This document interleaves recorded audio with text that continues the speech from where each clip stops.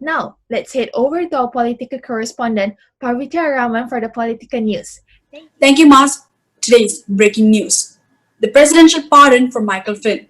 The US president granting a full pardon to his former national security advisor who pleaded guilty twice for lying to the FBI in the Russia investigation. President-elect Joe Biden wants a long, hard winter and says we are at war with the virus, not one another, in a Thanksgiving call to unify the nation. Let's begin with all the breaking transition news right now. President Trump announced today that he will grant what he called a full presidential pardon to his former national security advisor, Michael Flynn. Flynn was the only White House official to be convicted as a part of Russia investigation led by Robert Mueller.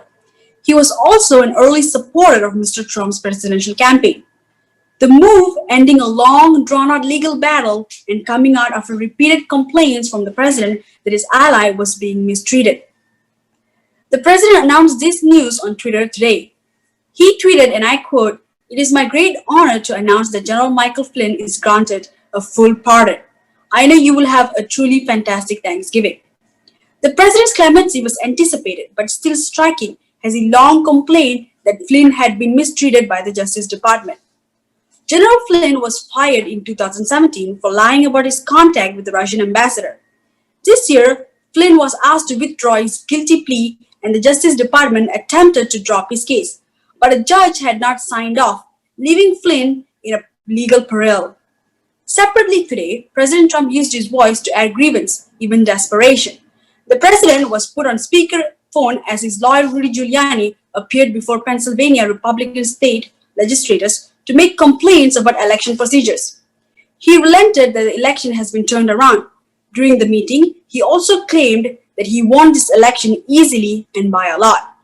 Minutes later, in Wilmington, President-elect Joe Biden offered a starkly different message. He said, and I quote, "Let's be thankful for democracy itself." Biden called for unity and compassion, acknowledging the many hardships brought on by COVID during this holiday season. He reminded the people of the United States that they are at war with the virus, not with one another.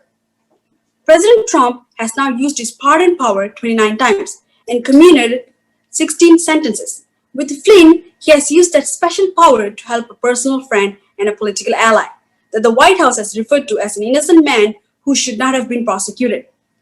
The Flynn family offered their thanks to the President Trump tonight, but the House Speaker Nancy Pelosi called this pardon an act of grave corruption. That's all for politics today. Now let's head over to Vincent for the live coronavirus update in the United States.